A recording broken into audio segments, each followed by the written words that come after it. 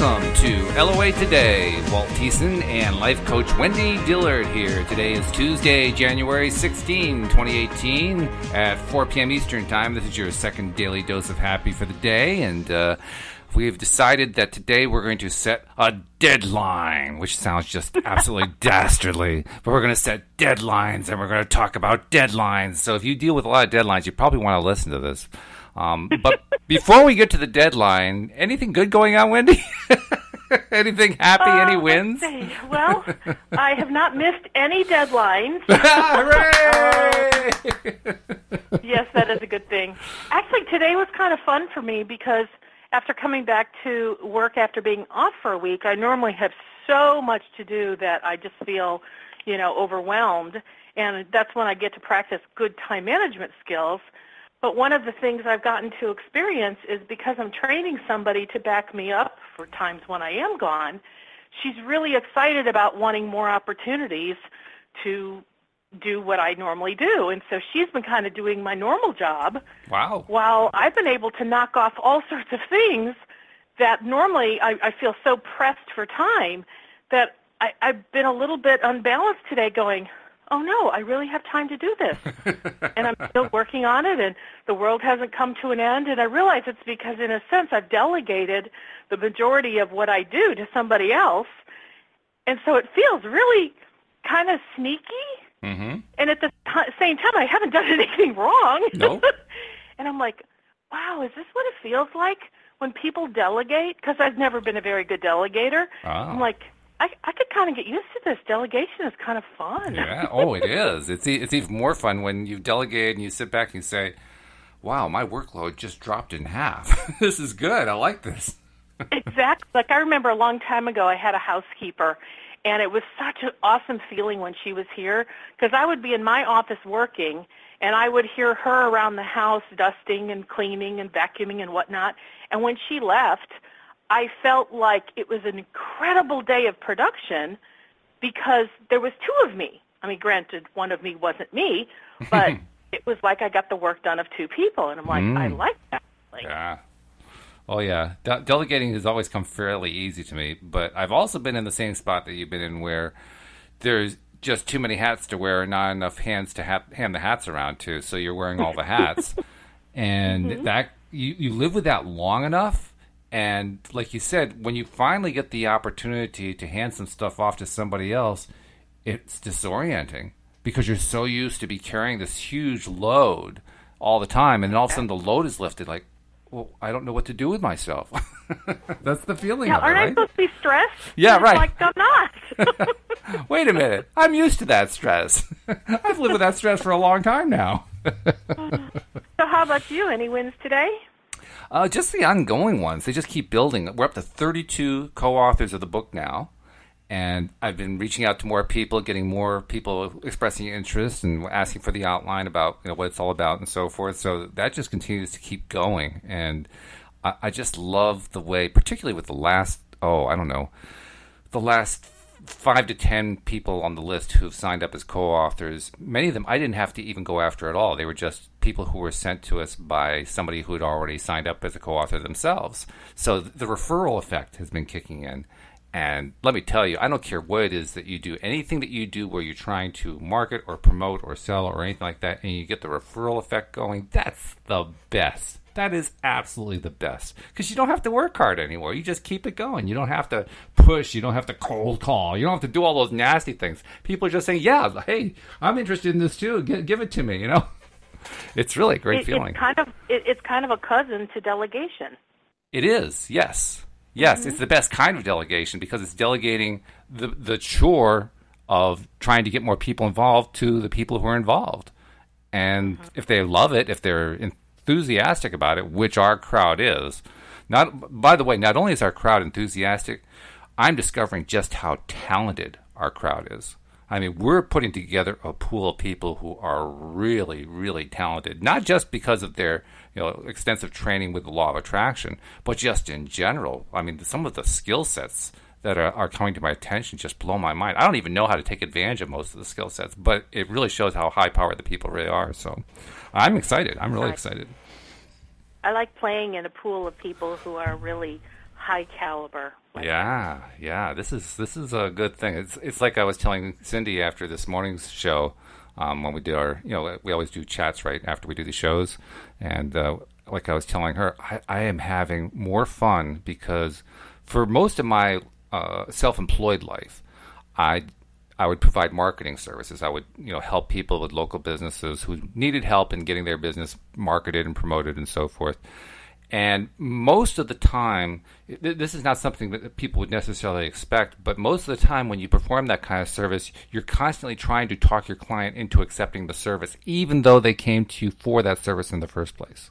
Which I know sounds really weird, but people get preconceptions. They get preconceptions about how the whole thing is supposed to go, and most of the preconceptions they get are misconceptions. They don't realize it. They're going with popular ideas about how you do things like online. The one thing that I always heard first with somebody who wanted help with online marketing was, "So, can you do my SEO for me?" And as I've told you privately offline, SEO is way overrated, so I try to educate them about that, and the pushback was crazy. So most of my self-employed life has been just dealing with pushback, and it's hard enough to help promote a client's business, but when the client is pushing against you, now you're pushing against the client, and you're pushing to try to get the business marketed. It's not a happy situation.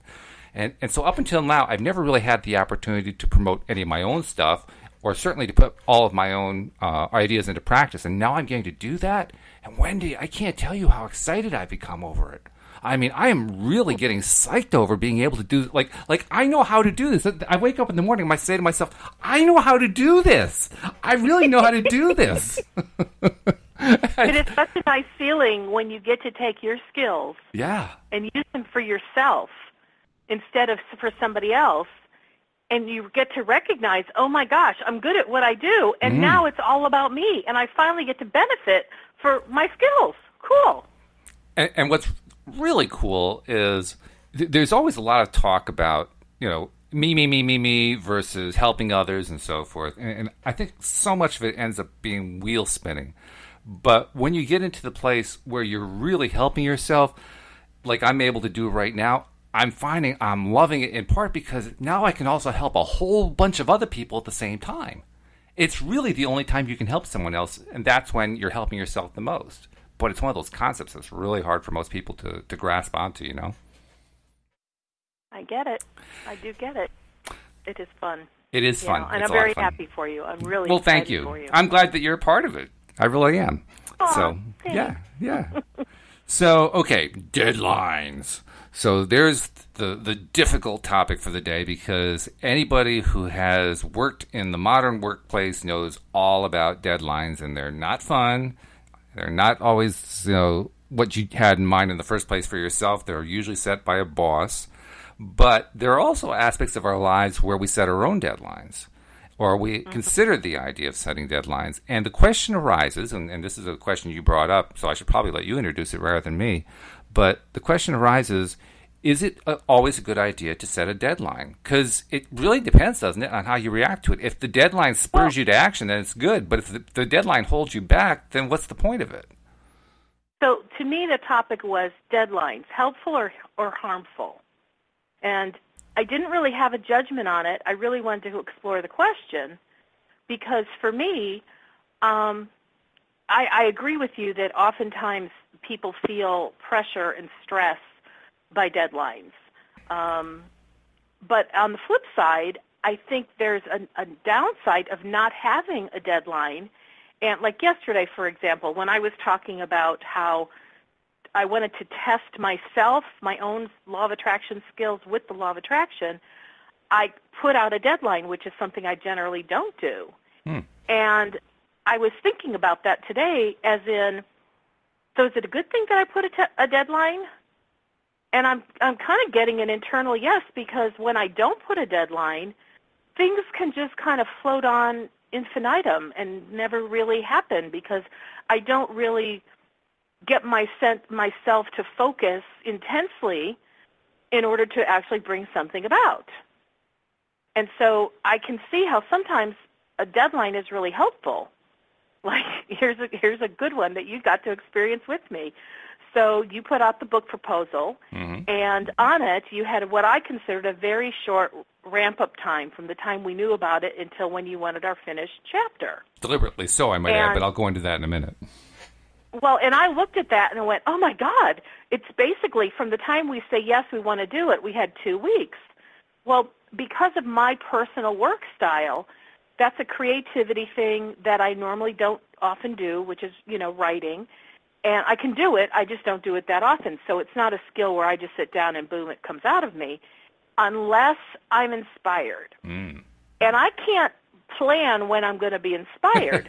So the way I work is if I have a big block of time, or I should say many big blocks of time, where if the inspiration strikes me and I recognize, oh, I have a big block of time, I'll utilize it and go for it. But at the time that you had proposed the book to me, I was thinking, okay, I had a week coming off, but I already had other things to do. And I didn't want to use it for writing because that comes with its own set of pressures. And it's like, to me, what I really needed for my week off was true R&R, right, where it was unscheduled, unplanned time to just let whatever happens happen. Yep. Well, then, when am I going to write the book? Well, you already know I work 10 to 14 hours a day at my day job, between the day job and our radio show, right, and I need a fresh brain to do some good writing. Mm-hmm. But then all that leaves is weekends. Yep. Well, my weekends are the only time I can do things like grocery shopping and getting my hair cut and just the normal stuff. And so when you proposed it to me, I thought I could not in that moment foresee when I could get it done and feel good about it. And so in that moment, the deadline caused me to feel pressure, and I was very stressed over it. Mm-hmm. So... And I shared that with you, and you were very lovely about your comments. You said, "Well, I'll if it takes you a little bit longer, it's okay. It's not the end of the world." But I like to get things done by a deadline. I don't like to be an exception to the rule. I like to be within a deadline. That's just my own sense of order. So, on the day that my vacation, I think you proposed it on a Friday, and then I was off the next Saturday. Right. And something in me was like, okay, let's see if I could just surprise myself. And then I superimposed my own deadline that I would have the chapter written before my vacation was over. Wow. That wasn't your deadline. Your deadline was still 2 weeks out. That's right. I superimposed my own deadline. And I thought about it a lot.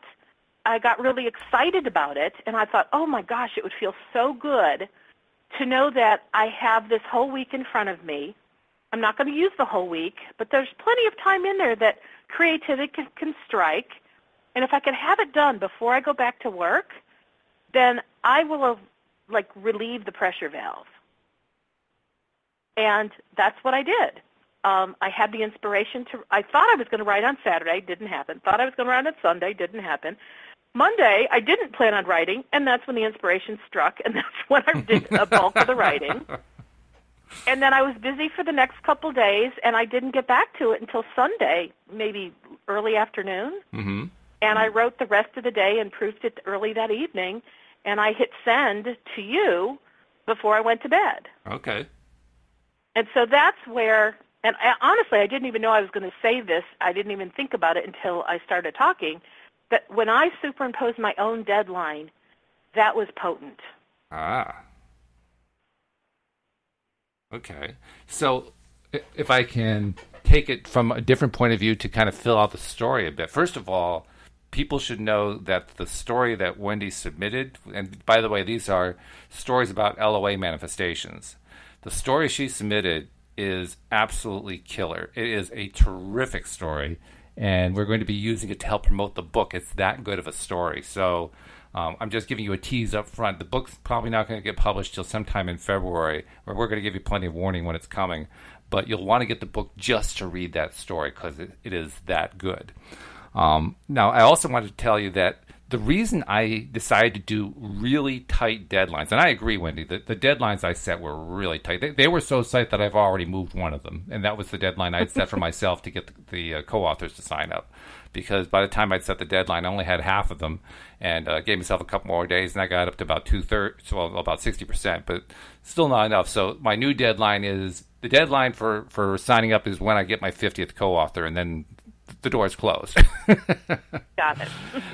But, I don't have any trouble moving deadlines like that because the deadline, they are arbitrary in this case. It's not like there's a company that's going to go out of business if we don't hit the deadline. That's not the case at all. What I wanted to do is I wanted to stir up excitement because I wanted people to realize that if they were going to sign up to participate in this, they were participating in something that was going to publish in a month. It was going to come out really, really soon. And that I knew was going to create all kinds of excitement in people's minds. And sure enough, it has. I mean, the responses, when I get responses from somebody saying, yeah, I'm really interested, it's not like, I'm sort of interested. It's like full of superlatives. Yeah, this is a great idea. This sounds really good. Send me the details. I can hardly wait. So I know that the sense of urgency that I set up served that purpose really well. The tricky part, and you represented the tricky part, is that not everybody's going to respond the same way. Some people are going to feel pressured, and you felt pressured. What I love is the way you turned the pressure into something that served you rather than tearing you down. So kudos to you for that. That was really good. And when you're setting a deadline for a group of people, that's hard because you can't possibly set deadlines in a way that's going to suit everybody. There's just no way to do it. So you hope that whoever it doesn't really suit, they find a way to make it work for themselves, and you did that. And so you took the stress off of me when you did that. Oh, and I gave us something to talk about, right, on the That's show. right, yeah, absolutely. So here's a case where deadlines actually ended up providing a positive spur, so to speak, an incentive to let's jump into this. This is going to be a great project. Everybody's going to benefit from it. Let's do it. Let's get it done. So that's a good use of a deadline. There can also be unhealthy uses of deadlines, though. And there are usually situations where the people who are involved in the deadline setting or who are receiving the deadline, let's put it that way, are not usually involved in the decision-making process. And so the deadline is imposed upon them, and there are very negative consequences that go along with missing the deadline. I mean, I wasn't setting any kind of negative consequences. The worst was, at very, very worst, you wouldn't get in. Heck, I'd get you in anyway. So it was not going to be any severe situation. But for instance, if it's like your job's on the line, if you don't hit the deadline, that's a mega stress situation. And right. Usually I found that those deadlines have two characteristics. One, they didn't need to be as tight as they were. And two, the consequences are often way more severe than they need to be for missing the deadline, to the point where you can actually undermine a company's culture by doing it. And yet, there are so many CEOs and managers who do that anyway.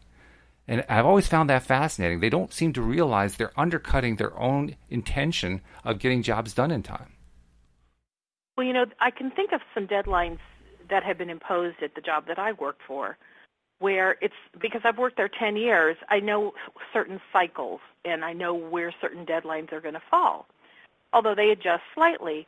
And sometimes it just blows my mind that somebody doesn't think through how a deadline is going to affect people. Like, for instance, there's certain deadlines that were given that happen in December. Well, in my business unit, I would probably say at least 75% of the people I work with take off the last 2 weeks of December. So to ask anybody in the second or third week of December to all of a sudden do something, to me is just cruel. Because I remember one of the years of working there that some deadline came out in the third week of December. Almost everybody on my team was on vacation, and yet I have the people I work for are all very high-powered executives, and so they keep in touch with their cell phones and their email. And every one of them was coming back to their desk and working for days and days and days to crank out the information that was necessary for the deadline. And that's the kind of thing that, my thought is, really? Who on earth came up with this? Were they not thinking about the very people that they work for, that they covet and say, oh, you're wonderful, and yet they throw this kind of garbage out there? Mm-hmm. And I'm not quite sure where that all fits in law of attraction. Haven't really thought about it, but those are kinds of deadlines that to me I find highly annoying. Well, I think we can say what the law of attraction tends to deliver. I mean, an equivalent vibration to that would be something that comes back to the person who set the deadline in the first place that isn't well thought out, because they themselves didn't think the deadline out well.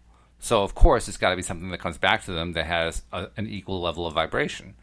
And yet, people don't tend to learn, I found, when they're like that. I can tell you a story. This story may kind of hone in on what you're talking about. Let's see, this happened, when was it? This is about 1994, something like that. I can't remember exactly what year it was. 93 maybe. I was managing a production department at what was known at the time as a pre-press house. Now, pre-press has pretty much disappeared, but for those who aren't aware, for those who aren't aware of it, pre-press is what you used to do when you were preparing the negatives to be used to put onto a printing press to print something. Oh, and okay. there's a whole bunch of stuff that's involved with that. It includes what they call the 4-color separation, where you set up the color plates that end up being used for the 4 inks, like you find in an inkjet printer. The cyan, magenta, yellow, black. Well, that was the same inks that you used on a printing press in order to make full color documents. And so you'd prepare all that stuff so that when you handed it off to the printer and they made the plates from it, they could get perfect reproductions on the printer. So that's what we did a lot of. And I remember I only was there for less than a year. I was managing the department. I was working with an undertrained staff and an underpaid staff, I might add, that was given really more work than they could reasonably do on a badly set up production system. And I won't go into the details of it, except to say that the guy who owned the company had no clue how to set up a production system, and he proved it with the production system he set up. I mean, I'm not kidding. It was really bad. It was so badly thought out. I can give you one flavor of it. The printing press that it wasn't a press. It was what they call a linotype or a negative printer. The printer that we were using that put these negatives out was designed for somebody who's running a newspaper, putting out great big flats of pages, because they would do entire sets of pages on a single negative. So you can imagine it's putting out this really wide piece of film, right? And we're using it to print out little 8.5 by 11 flyers. You can imagine how much film wastage there's going to be. Now, why did he do that? Yeah. Well, he said, well, if we have all these 8.5, 11 jobs and we gang them all up, we'll actually save money on the printing. Now, how often did it actually happen you could do that? Almost never. So we were losing money like crazy because this guy had this insane idea about how you save money. I mean, he was an idiot. He really was an idiot. But anyway, come Christmas, the day before Christmas, Christmas Eve, it's our last day before the holiday, and he comes in at 4 p.m. and announces to us that there is a vitally important job for a really important customer, that if we get the job done by Christmas Day, we will get a customer that will support the company for years to come. So he basically was asking us to work overnight on Christmas Eve to get this job out the door. And we did. We actually worked through Christmas Eve into Christmas morning in order to get this job out the door, and we did it on time. We were exhausted. We were sleep deprived. We were angry. We were frustrated. We were bitter, but we got it done. And I knew from that point on, I knew I needed to take a closer look at what's going on, because this was like the latest in a long series of things that were really badly thought out, and you could just tell. So I started looking more closely, and by that January, a month later, I had done enough research to figure out that this company was in deep trouble. I'd asked some questions. I'd been very covert about it, very clever in my questioning and so forth, so it didn't look like I was doing anything, but I was piecing together a case like a detective would. And I figured out that company was going to be out of business in about 6 months. They were going to be completely bankrupt. And that this whole thing about getting this client by doing this work overnight had nothing to do with providing work that would get us work for the next 10 years. It had to do with covering the owner's ass because he'd screwed up. And that's what it was all about. And that was just kind of like his marketing verbiage to get everybody on board to get this project done. So I did something I had never done before. I ended up subverting the culture of the company. I told all my employees I am quitting in the next few days. Law of attraction. The day after I figured all this out, we got a visit from one of his competitors. The owners of one of his competing companies came to visit him, and while there, came into the back room, into the production area, and said, I want to talk to you. We went out to lunch. He said, I want to offer you a job. He said to you? Yeah. Or to the owner? To me. He wanted to offer me a job to manage his second shift at his company. Wow. So I immediately said yes. And then and you know what? And I know there's more to this story, but let's just piece it in, because this is how I'm seeing law of attraction. It's like your anger, because you used some really strong language. There was anger and bitterness, not to mention sleep deprived. So in that moment, you were creating such a preference where you desired never to endure something like that again and to have been treated better. And I was determined to get out. I mean, literally. And, you told your people, I'm out of here. I'm out of here. You created that. Yeah, I was done. I didn't care if I had another job. I just wanted to get out. I wanted to get out as fast as possible. And I called a staff meeting to basically tell everybody what my research had uncovered and to advise them to start job hunting as quickly as possible to get out of there. Which, of course, is the one thing you don't do if you're the manager of a department in a company. But there was no way I could continue for even 1 hour more there in good conscience and not tell them what I had learned, what I had figured out, because that's just the wrong thing to do. And some of these people I counted as friends. In fact, I'll tell you, the last day I was there, the one who I had most recently hired, he was a young African-American guy, really nice guy. And he said, I was wondering if you could be willing to, come by. I want you to meet my family tonight. Now, you have to understand, this was 10 o'clock at night. And we didn't have normal hours in this place. And I said, it's 10 o'clock at night. And he says, oh, no, that's okay. I want my kids to meet you. I said, won't they be asleep? He says, well, that's right. We'll wake them up. I said, no, we can't do that. No, you come over. And so he talked me into going over to his house. He lived in a very poor section of town. He wasn't even married, but he and his girlfriend were essentially de facto married, if you can understand what I mean.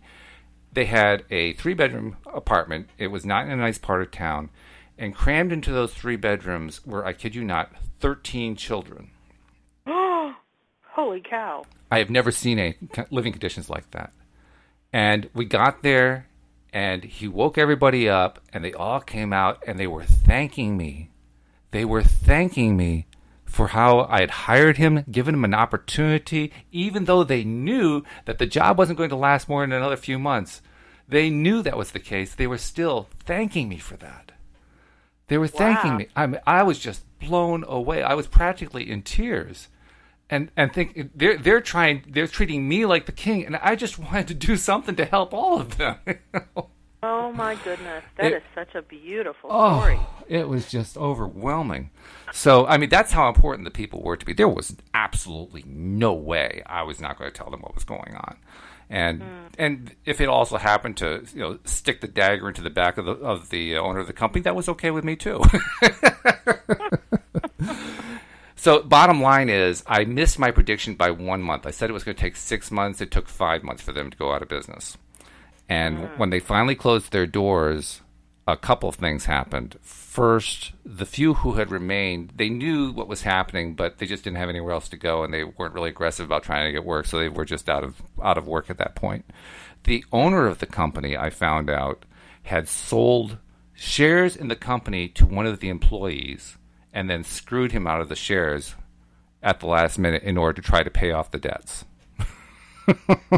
I mean, this guy was a piece of work. And then on top of everything else, all his efforts failed miserably, despite his every attempt to climb out from under it, despite his every attempt to blame everybody else and pass the financial load to everybody else. He's the one who took the biggest part of the hit, and basically he lost his family's money. His family had invested in the company, and he lost their money. So he basically drew into himself what the law of attraction said he should have. He had set up these horrible vibrations, and they came back and bit him in the butt. So, long story short, deadlines. We're talking about deadlines, right? Now, that deadline story that I told you about Christmas Eve, that was the worst of them. But there were a number of deadlines that had been set like that, and all of them had been so high stress. Look what the result was. Not only did he drive his employees away, not only did he drive our stress levels through the roof, but he put himself out of business at the same time. But I'm seeing how it affected you, which was really all very positive. It was. Well, I chose to take it positively. I chose to think of it positively, which is interesting because I didn't know about the law of attraction yet. But you went in first of all, the preference of you getting something good out of this had already been set in motion. Yes. Even if you were not aware of it. Yes. And then you also, being the character of the man that you are, moved in a positive direction. And, you know, having that man's family be thankful to you, I mean, that's pretty significant. Yeah.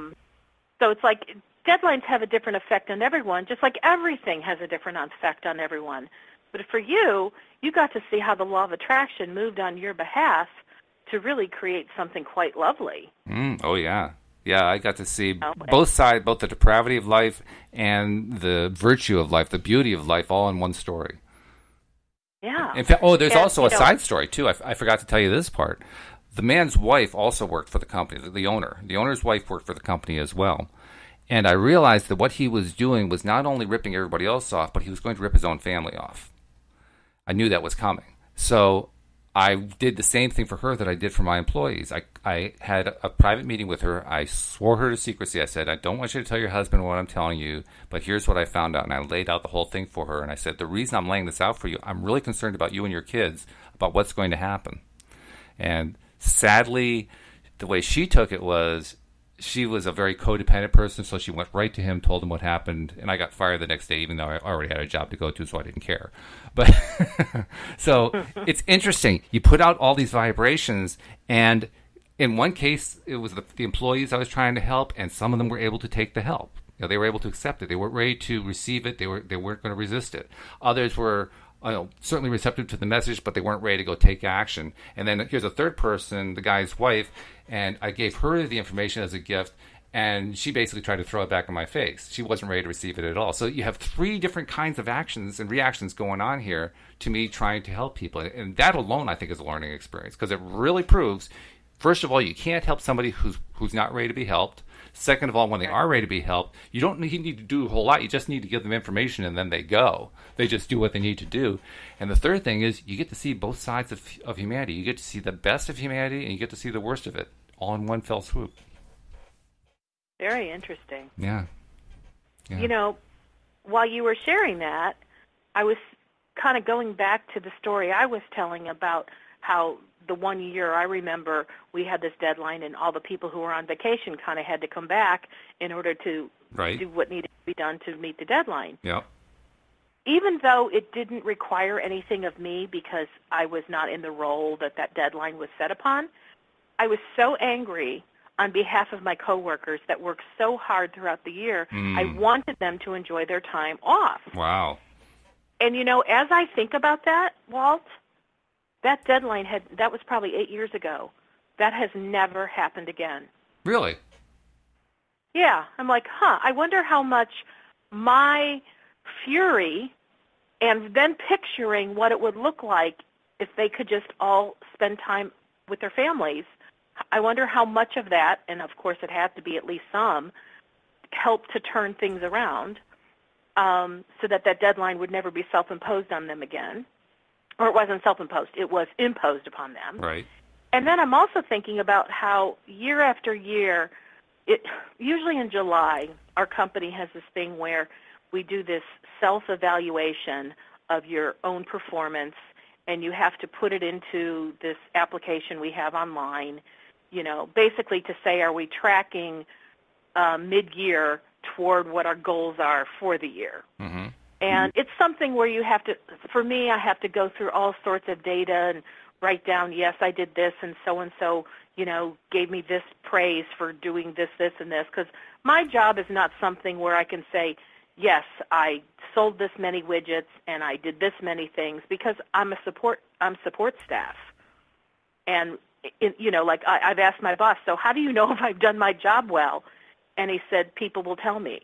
Well, that's, to me, pretty subjective. Yeah, it is. And so during these self-evaluations, I do my best to find any kind of concrete evidence I can to support that I've really done my job well. Mm-hmm. And so this is not a fun thing for me. It's never been fun. I mean, first of all, you're kind of tooting your own horn. Yep. And not that I can't do that, because I'm pretty darn good at it. It just doesn't feel comfortable in a professional employee-employer environment. So it's never something I look forward to, and we have to do it twice a year, mid-year and end of the year. And traditionally, I've always taken off time at the end of July, early August.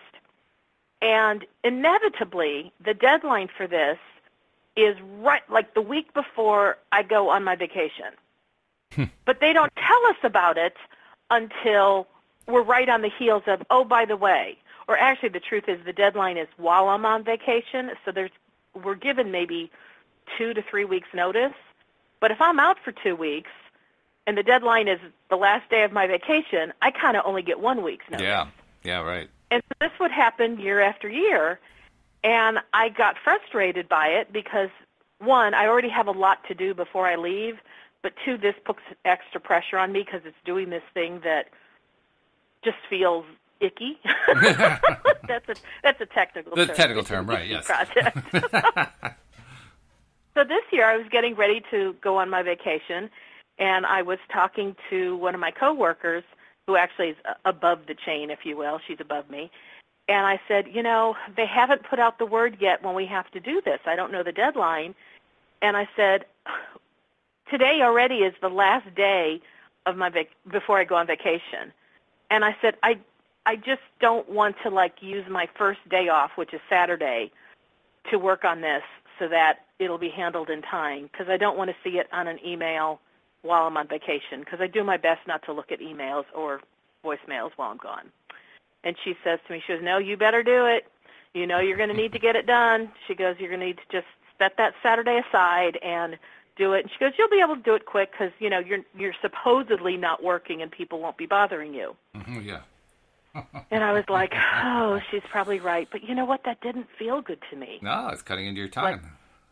Yeah. It's like, I don't want to do that. Part of my enjoyment of taking a full Monday through Friday off is having the weekends bookend it so that I really get 9 days off. And that's a big deal to me. I love all that time. And so Friday night, I was working late to get done what needed to be done. And I just kept thinking about, should I come in tomorrow, and do it? Which I know that sounds silly. Come in means wake up, walk across the hall, and go into my office. But nonetheless, but it's the principle of the thing. Do I want to give up my personal time? Right. And I really felt I was getting guided. Don't do it. Really? Just let it be. And I went, okay, this is kind of taking a risk because when it comes to deadlines, I believe that there are consequences, especially in a job, where if you don't meet the deadline, you'll somehow either get your hands slapped or it'll make me feel bad. And I was like, oh. And I went, okay, I'm going to trust my guidance more, and we're going to see what happens. Got it. And I did not check email the whole time I was out. That's and very when gutsy. I came back on Monday, there was a newsletter that indicated that the deadline was for the following Friday. And I went, oh, my gosh. See, every other year, and remember, I've been here 10-plus years, every other year it always happened during the week I took off. And this time the deadline was pushed out like a week or 10 days. Wow. So I had time to return to my job, get pseudo caught up, and I was actually able to set aside an entire day to get that done. And I got it done on the deadline that it was required to be done. But I was so grateful, Walt, that at that point in my life, which is now, I have developed the ability to trust my inner guidance, follow it, knowing that the results will serve me. And it did. Something. And it was like, hot diggity. That was really nice. And then it makes me wonder, I wonder how much of my fretting and fuming and then turning things around going, I really wish the deadline would get pushed off so that it did not interrupt my vacation time. Right. Yeah. I think the universe did that just for me. Yeah. Oh, yeah. It's quite apparent that that's exactly what happened. And as we're talking here, I'm realizing there is a really critical consideration when trying to evaluate whether a deadline is helpful or harmful. And that is the intention behind the deadline.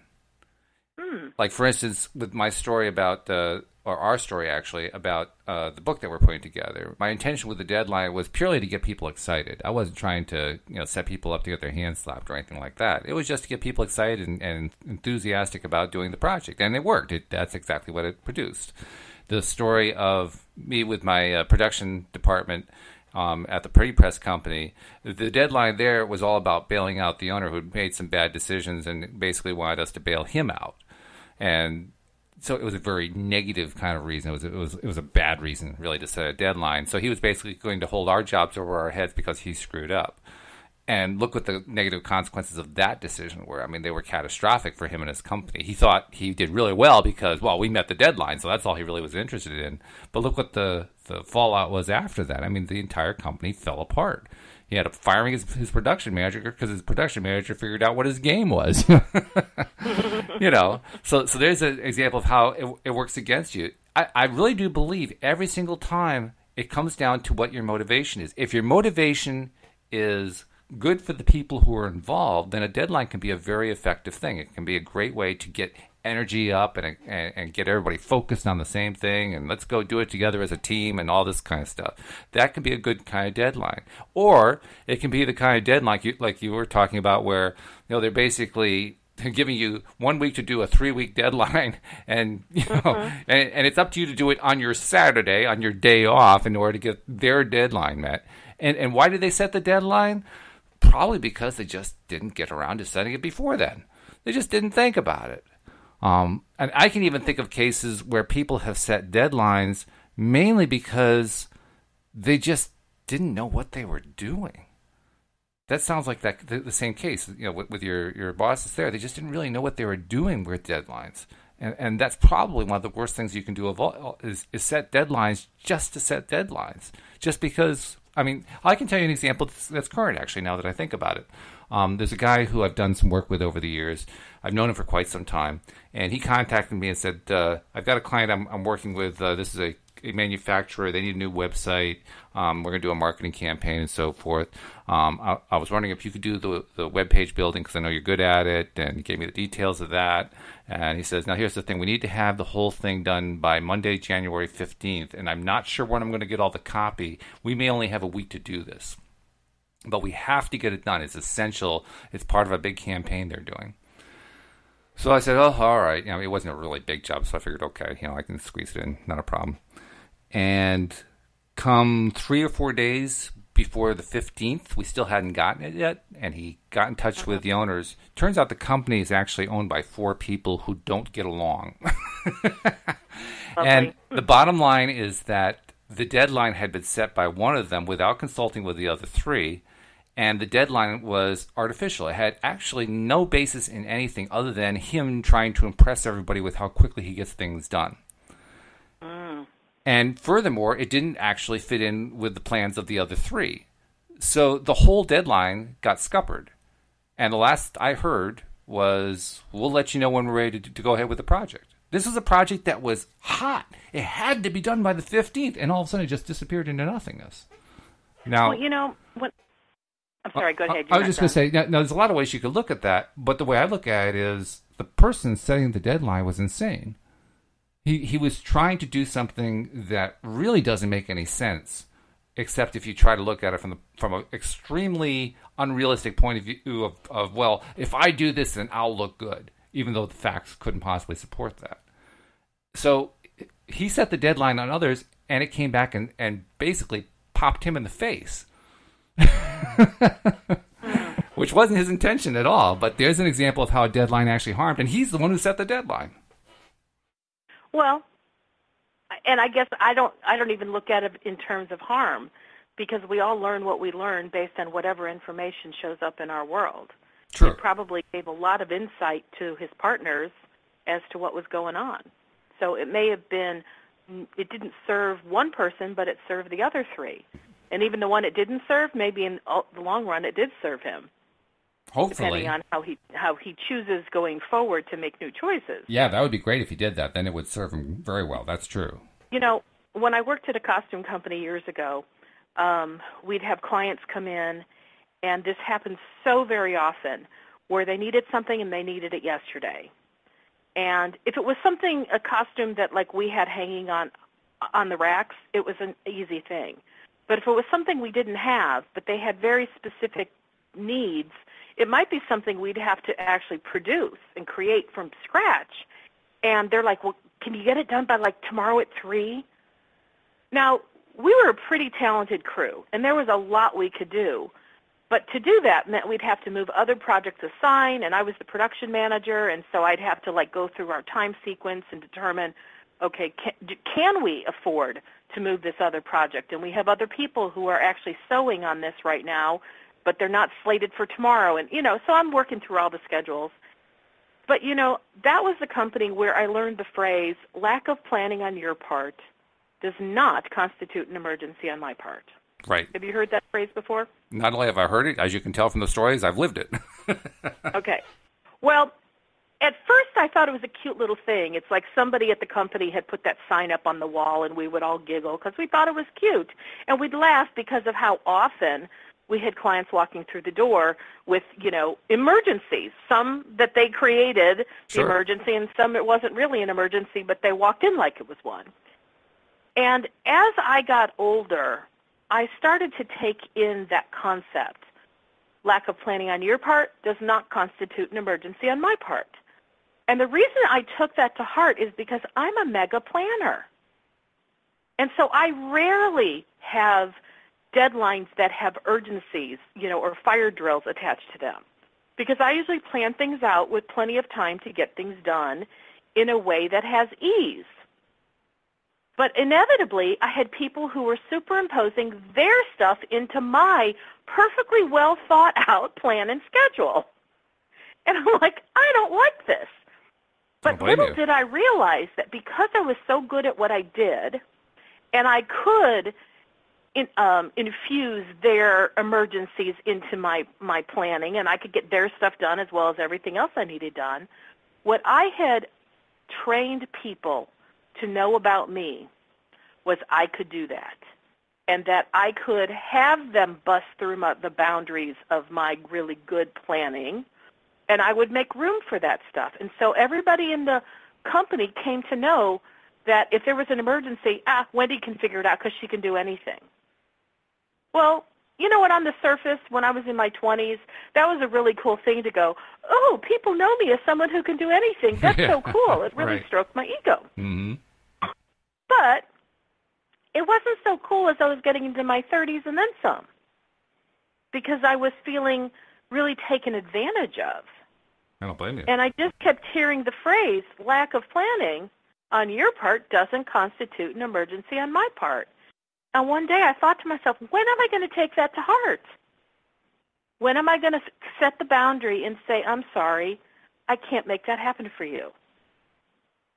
And of course, when you, for me, every project I did was money going into my pocket, and I was freelancing, and so because I was self-employed, I felt like I was at the mercy of other people's emergencies, because if they had an emergency, it meant money in my pocket that I didn't have otherwise. And I remember, and I know this for certain, that all of those times that I was up until 4, 5, 6 in the morning sewing on something because I needed the money so bad from this project that came in very last minute, and see, everybody else they went to said no, but here I am, a lone wolf, going, oh, yeah, I'm hungry and I'm desperate for funds, so sure, I'll do it. I remember while I was sitting at my sewing machine during those times, knowing the rest of the world is asleep and I'm working like a dog, you know what? This is not how I want to live my life.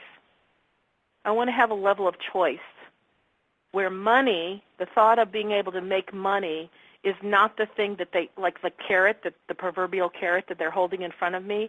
I don't want to be strung around by money anymore.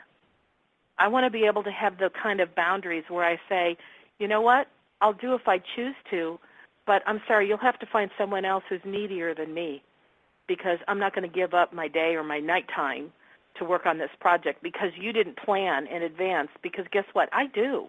I do plan things out.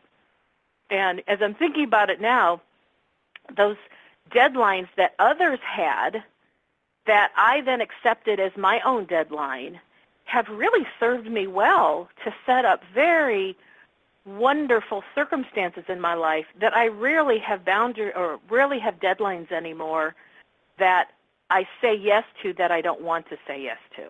That's good. And I'm in a very different place with deadlines. But what really caused this topic to come to mind for me is how I was talking yesterday about how I rarely set my own deadlines for things I want to manifest, where there's not a real hardcore deadline, but I want there to be, because I don't want something that I do want to manifest in my life to never happen. And so it's easy for us because we've been talking a lot about other people who've set a deadline. But what we haven't really said much about is when we choose to set a deadline, because it will help to inspire action. It'll help to inspire a creation. Just like when you set the deadline, even though it was a flexible deadline about the chapter, I imposed my own personal deadline to get it done. And I had joy while doing it. And so I'm kind of realizing when I set my own deadline, it's a good thing. I don't like to have to work with other people's deadlines. So even though you put one out there, the fact that I set a deadline that was 2 weeks before actually made me feel much freer. Isn't that interesting? Well, it makes sense. And it kind of fits in with my thesis that it really depends what the motivation is behind the deadline. Because the motivation you're describing in that case is not only self-imposed, but it's self-imposed because it fits you so well, that you know yourself well enough that, yeah, this is the best way I need to do it. This is how I'll get the most energy. This is how I'll get, the most enthusiasm, and I'll just dive right into it and so forth. That's the perfect use of a deadline. That's absolutely ideal. That's really what deadlines are supposed to do. They're supposed to give you a way to get done what you need to get done in the way you need to get it done. That makes sense. Because I know when I had talked about the air conditioner that I bought for my house to replace the one that died, it was a really huge expense, and I had to put it on 2 credit cards. But because I did them on promotional offers, where as long as I paid them off by a certain date, there'd be no interest. Right, yeah.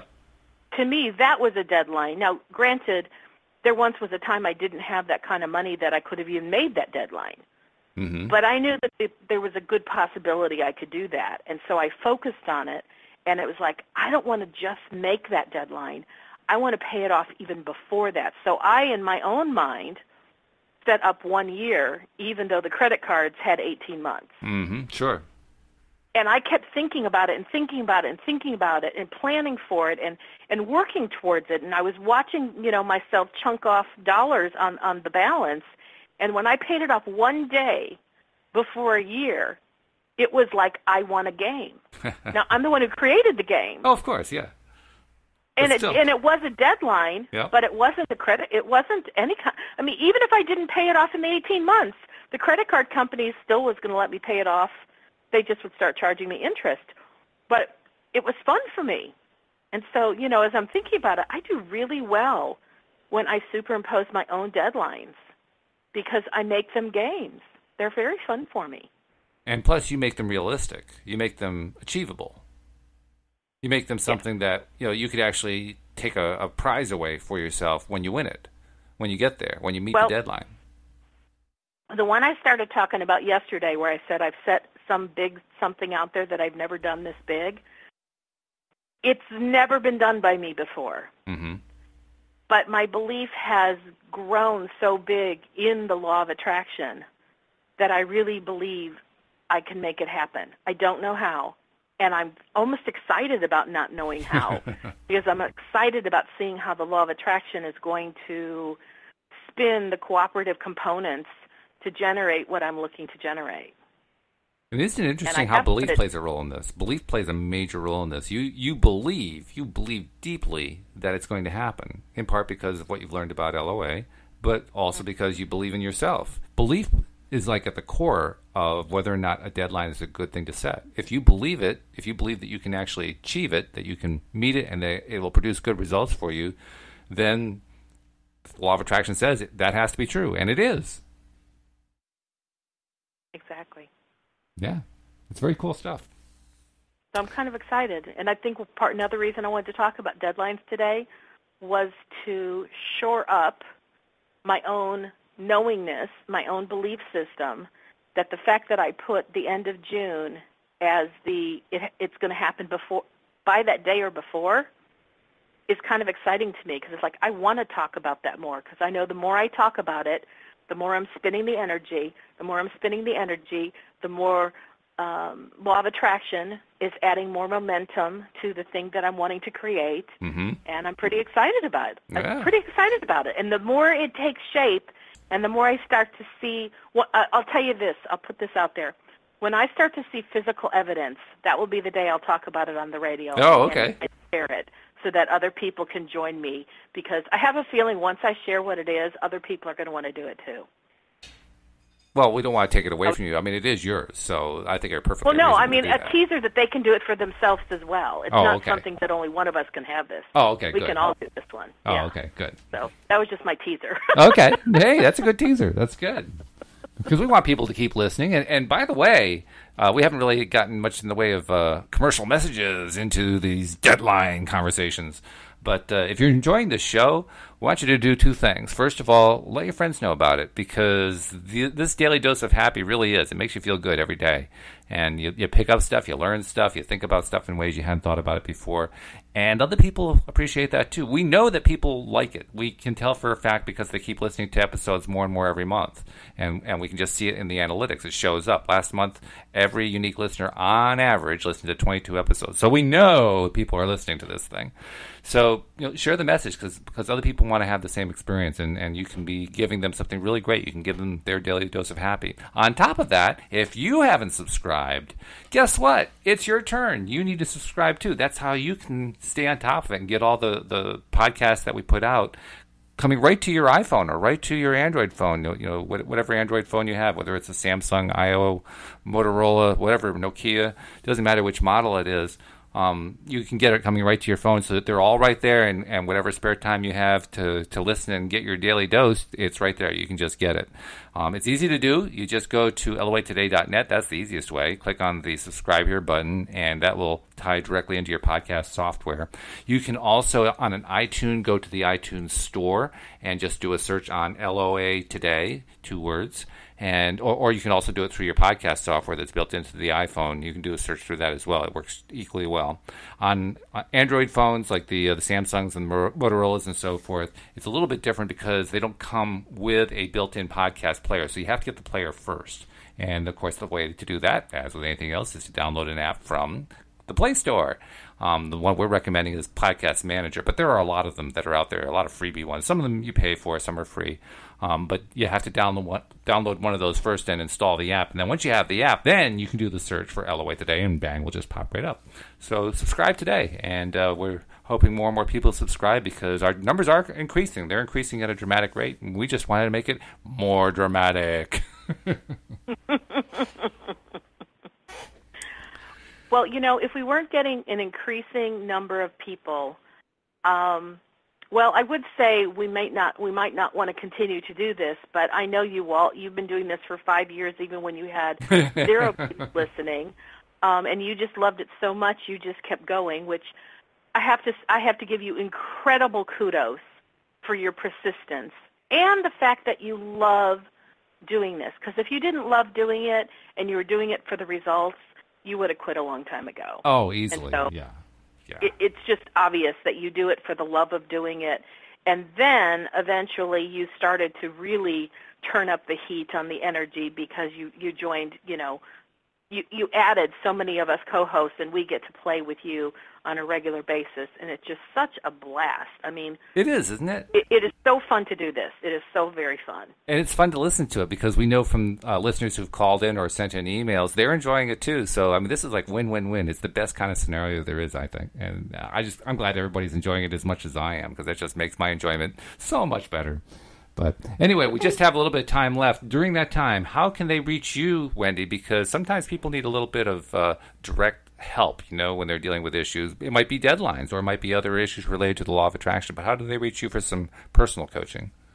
Well, working with me is not working with just a coach, because I'm a teacher, I'm a mentor, and I love to help people utilize what you already know about law of attraction, but apply it in your life in a way that it makes sense, and you start to move the needle. You start to feel a difference in how you're living, because now you're living with well-being and you're thriving. So if you want to work with me, you can reach out to me via wendydiller.com, and all of my contact information is out there on my website. Very cool. Let's do it again tomorrow, Wendy. I can't wait. I'll be here. I'll be here too. And we hope you're here too as well here on LOA Today. Goodbye, everybody. Bye-bye now.